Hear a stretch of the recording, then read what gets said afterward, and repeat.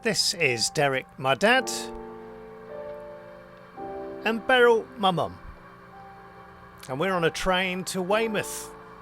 It's our annual summer holiday. No cares, no worries. Looking out the window, watching the world go by.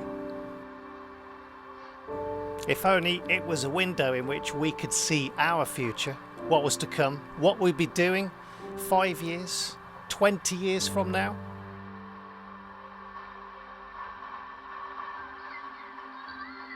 Just 4 years before this holiday, Beryl's mum, my grandma, passed away after suffering from Alzheimer's. My dad, Derek, would be taken from us in just 3 more short years, a victim of heart disease. Over the course of the next few years, my mum would gradually deteriorate following the onset of Alzheimer's.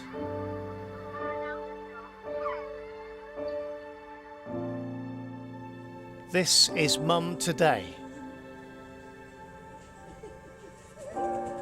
And this is Beryl's story.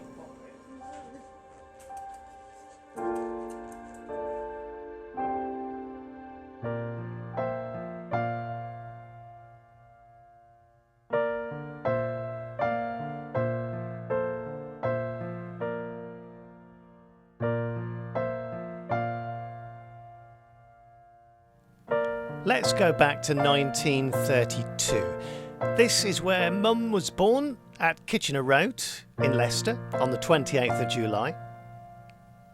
Beryl Audrey Sharp, as she was then, grew up in Leicester. She went to Bridge Road School and later became a Sunday school teacher at St Chad's Church, which is where she'd end up marrying her childhood sweetheart Derek.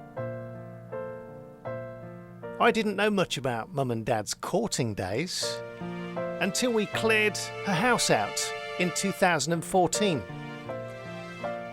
What we found was amazing.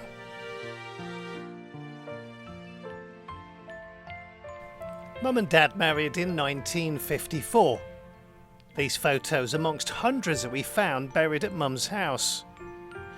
Take a close look at this photo. The black cat and Mum's wax headdress survived more than 70 years inside a carrier bag at the bottom of a wardrobe, together with almost every anniversary card they ever sent to each other. In later years, because of the Alzheimer's, Mum became a bit of a hoarder. I'm so glad she kept all of these though.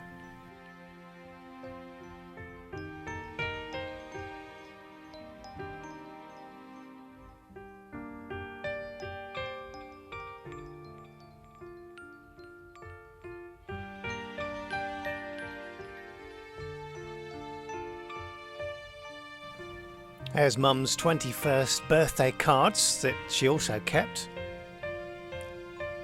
They moved to Broad Avenue in Leicester and had me in 1967. Mum kept all of my actual birthday cards. Amazing.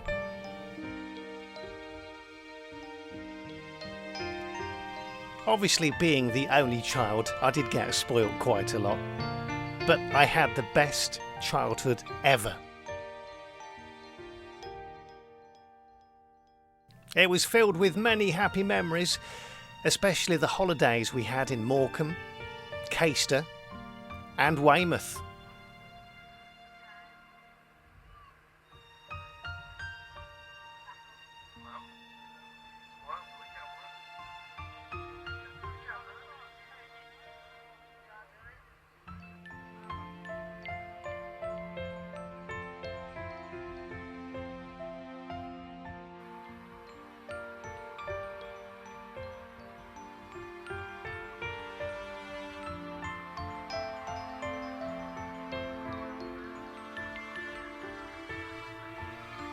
Both Mum and Dad were celebrating their 60th birthday in 1992. Sadly, the celebrations were cut tragically short after Dad died from heart disease on what would have been his 60th birthday. Dad's funeral was the day before Mum's birthday. Mum carried on, as you do, making new friends, creating new adventures, and winning lots of medals and certificates in dancing. In 1995, she met a friend who'd share her passion for dance, bowls, and the good life for the next 20 years. John, without whom I'm convinced Mum's condition would have took hold much quicker. After celebrating her 70th birthday in 2002, and yes, that is a stripogram, Mum started to show small signs of forgetfulness, losing keys, forgetting names. We weren't to know it at the time, but this was undoubtedly the first glimpse we had of Alzheimer's. Mum was officially diagnosed with Alzheimer's in 2009. The condition not yet overly affecting her quality of life. But over the next 5 years, the symptoms would worsen. The stages of Alzheimer's changed. Until in 2014, the realisation of finding a care home for Mum became apparent. It was the one thing I'd been dreading since the word Alzheimer's was first spoken. Especially as Mum had always said, "Don't ever put me in a home." With a heavy heart, we began the long trudge through telephone directories and websites, and after months of looking, we found it. And it was the very last home we looked at, and it was the right one for Mum. St Anne's Care Home in Kettering. I look at photos, black and white, of times gone by, gone as quick as night. It breaks my heart to see you now, those endless days you can't remember, that special day you had me back in '67, September. But I know you're still in there, Mum. I see it in your eyes. Sad and sunken, tired and old, I'll sit there with your hand to hold. I long to converse just like it was, to time travel back to the days that weren't lost. To talk about subjects that used to be fun. I'd so love to go back and talk to you, Mum. I sit at home and ask myself why. Most days I could stare into space and cry. My dear Mummy's gone, yet I still see you here. It's like a bereavement, I hear. One day you will be gone, and that day I dread. I'm still not prepared for that news in my head. I want you here, Mum. I want you to stay, if only to help me chase those dark clouds far away. That was an extract from a poem that I wrote in 2015. Despite everything and the fact I knew Mum was in the right place and being looked after really well, I still felt extremely guilty, so put my feelings down onto paper. The good news is that Mum settled in really quickly. She's looked after extremely well, and she does love it there, despite not really knowing much about it.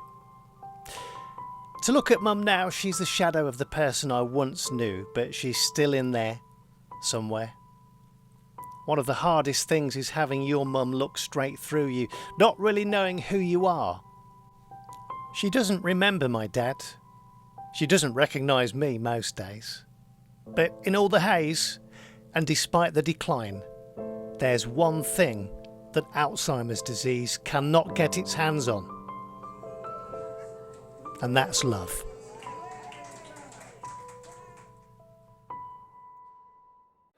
I know we'll meet again on sunny days.